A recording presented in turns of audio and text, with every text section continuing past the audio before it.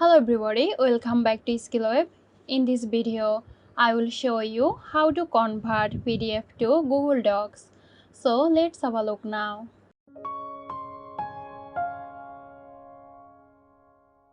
To convert your PDF to Google Doc, at first you need to upload your file into Google Drive. Open your Google Drive. To upload your PDF file, click on this plus icon, select File Upload. Select the PDF file you want to convert, then click on Open. After uploading, right-click on the file and select Open with. Choose Google Docs.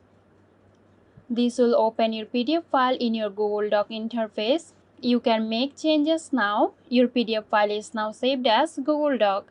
So that's it. I hope this video helped you out. Stay tuned for more helpful tutorials here at SkillWeb. This video is sponsored by Girosoft. Girosoft offers graphic design, UI UX design, digital marketing and web development. Elevate your brand with Girosoft today. For more details, check the description box.